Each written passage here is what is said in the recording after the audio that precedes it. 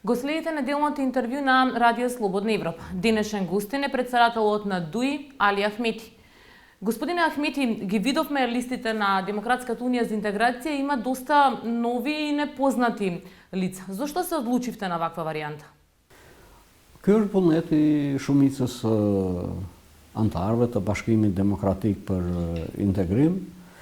Dhe Bashkimi Demokratik për Integrim funksionon si një lëvizje mjaft demokratike, respektohet vullneti i shumicës, respektohet vullneti i ndryshimeve.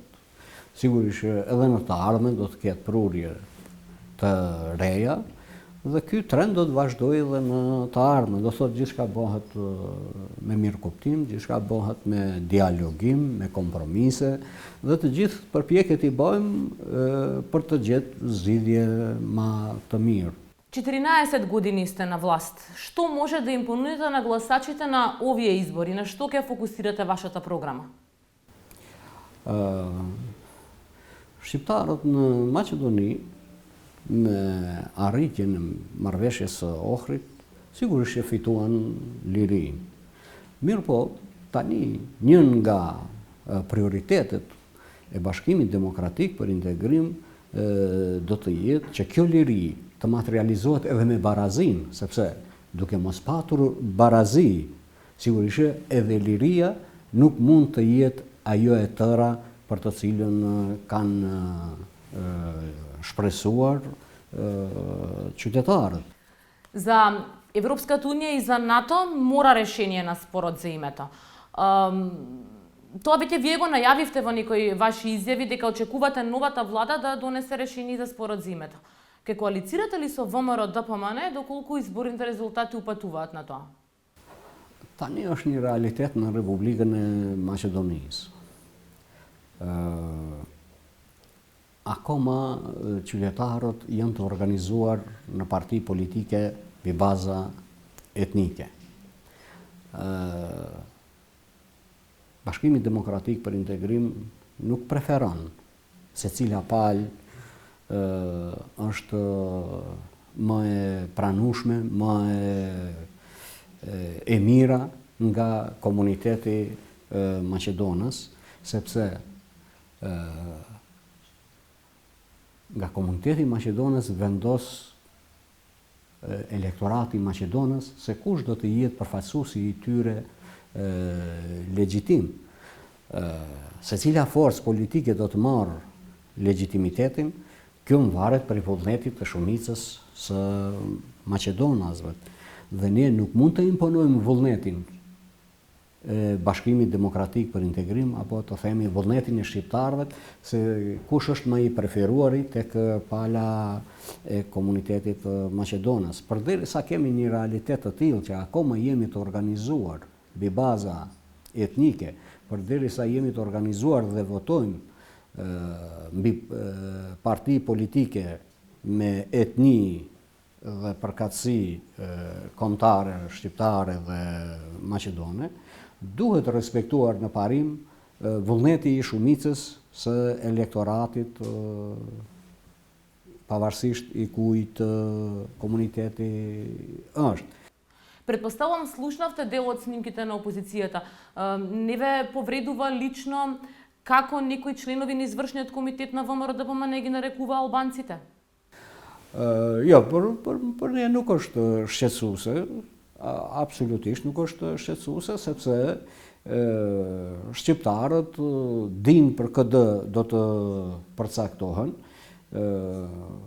Për fat të keq, deri më tani nuk ka ndodhur akoma që një parti politike maqedonase të mbrojë të drejtat e shqiptarëve apo të kërkojë pa friksim të drejtat e shqiptarëve, të avancimin e shqiptarëve, dhe sigurisht interesat politike, interesat kombëtare, përderisa kemi një organizim dhe realitet të tillë, të drejtat e shqiptarëve dhe avancimin e shqiptarëve të mbrojnë partitë politike shqiptare.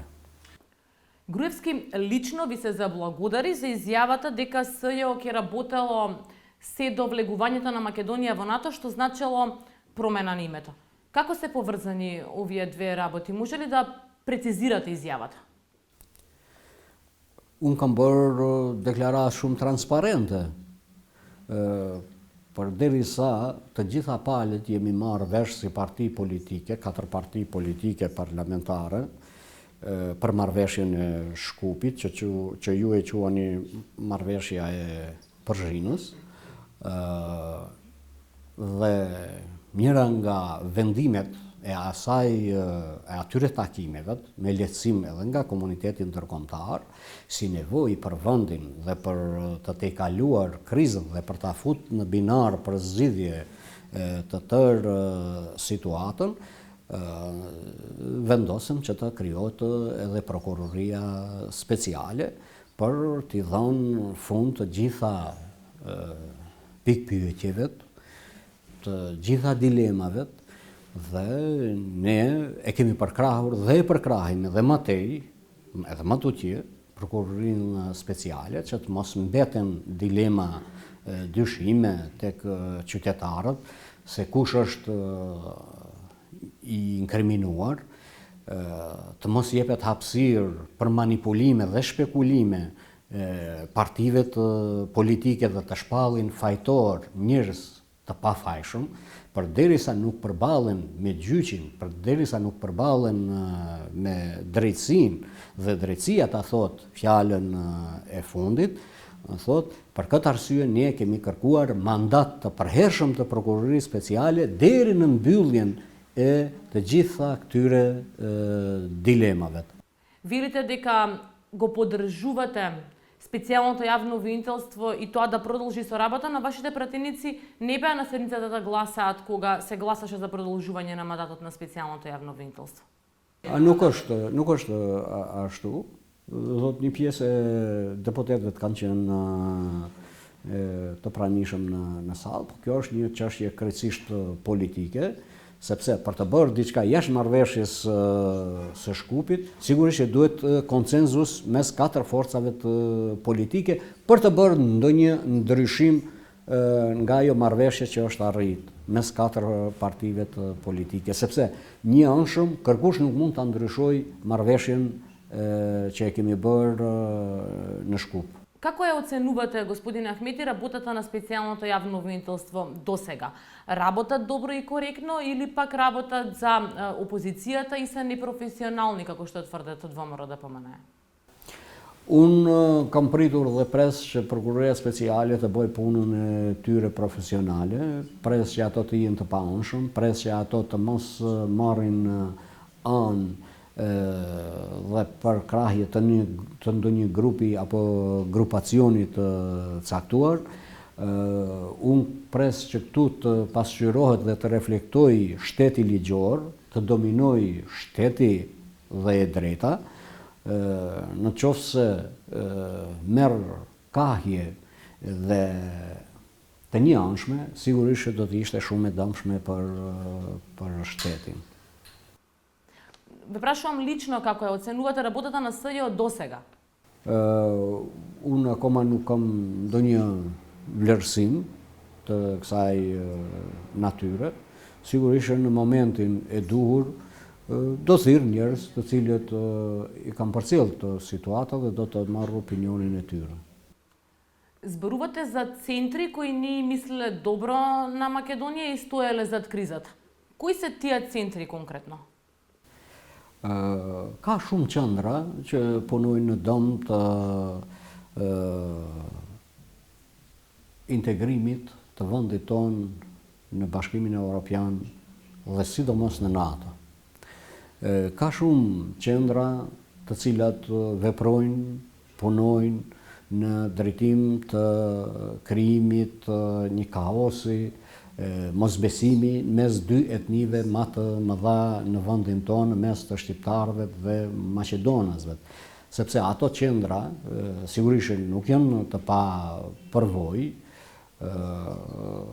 e dinë që harmonia, afërsia në mes të mirëkuptimi në mes të shqiptarëve dhe maqedonasve për të quar vendin përpara është një çështje shumë e mirë, është një çështje në të mirë të Republikës së Maqedonisë dhe kanë hedhur, do thotë, si të thuash, xixha që këto raporte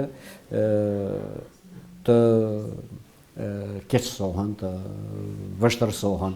Unë nuk flas këtu dhe nuk akuzoj qeveritë e vendeve të fqinje, por në të gjitha vendet fqinje ka grupe dhe grupacione që nuk u intereson e ardhmja e mirë e Republikës Maqedonisë, nuk duan që Republika e Maqedonisë të jetë pjesë e NATO-s, të jetë pjesë e Bashkimit Evropian. Господин Ахмети, се плашите ли дека СДСМ и новите партии може да одземат дел од гласовите на ДУИ? Jo, absolutisht, nuk kemi asnjë shqetësim nga ky veprim. Mendojmë që nuk fiton LSDM-ja gjë me këto akrobacione, ti quaj organizative, apo me këto porosi për parti politike qytetare, sepse janë befasuar edhe vetë elektorati shqiptar. Do thotë, pengana dulëm këta shpëtimtar tani. Do thotë, Bashkimi Demokratik për Integrim nuk ka kurfar shqetësimi. Ви благодарам на одвоеното време. Faleminderit për kohën tuaj. Тоа беше се во неделното интервју на Радио Слободна Европа, во кое гостин беше претседателот на ДУИ Али Ахмети. Довидување до следната недела.